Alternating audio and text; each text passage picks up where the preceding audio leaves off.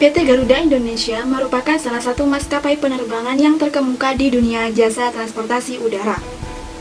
Namun, akhir-akhir ini Garuda Indonesia mengalami kabar yang buruk, yaitu mengalami kebangkrutan.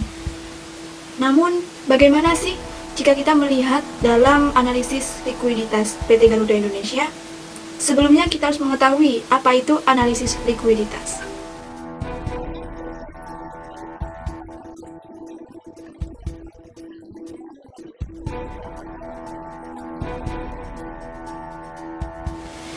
Di sini kita akan melihat rasio likuiditas dengan 3 jenis rasio likuiditas, yaitu rasio cepat, rasio kas, dan rasio lancar. Yang pertama adalah rasio cepat. Rasio cepat adalah rasio yang mencerminkan kemampuan perusahaan untuk melunasi utang jangka pendek menggunakan aset-aset perusahaan yang paling likuid. Pada PT Garuda Indonesia, pesawat termasuk dalam akun persediaan. Namun, seperti yang kita ketahui, pesawat merupakan sebuah aset yang nilainya sangat mahal. Kebutuhan akan pesawat pun hanya berada pada pasar dengan sektor tertentu. Hal inilah yang menyebabkan pesawat bersifat tidak likuid. Oleh karena itu, dalam menghitung rasio cepat, persediaan dikecualikan dari aset lancar, sehingga dalam perhitungannya menghasilkan grafik seperti berikut. Pada grafik tersebut menunjukkan bahwa selama 5 tahun tingkat rasio cepat mengalami penurunan. Rasio pada tahun 2020 merupakan rasio yang paling kecil dari tahun 2016 hingga 2020, yaitu sebesar 10,04%. Hal ini berarti bahwa aset lancar hanya dapat melunasi kewajiban jangka pendek sebesar 10,04% saja, sehingga pertumbuhan aset tidak sebanding dengan pertumbuhan hutang lancar perusahaan. Di sisi lain, perusahaan selalu menambah persediaan sehingga sangat mempengaruhi perhitungan rasio cepat yang menyebabkan rasio ini semakin menurun.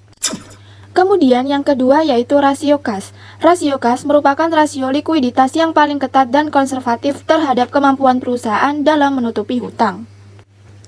Pada grafik di atas menunjukkan bahwa pada 5 tahun rasio kas juga mengalami penurunan. Seperti halnya pada tahun 2020, rasio kas perusahaan kembali mengalami penurunan menjadi sebesar 4,68% dari yang awalnya, yaitu pada tahun 2019 sebesar 8,82%. Rasio ini menunjukkan bahwa kas dan setara kas perusahaan hanya senilai 4,68% dari nilai kewajiban lancar.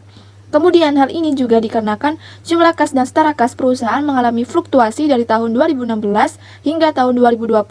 Sementara hutang lancar selalu mengalami peningkatan setiap tahunnya. Pertumbuhan yang tidak sebanding inilah yang menyebabkan rasio kas perusahaan mengalami penurunan. Kemudian yang terakhir yaitu rasio lancar. Rasio lancar ini merupakan bentuk untuk mengukur tingkat keamanan perusahaan.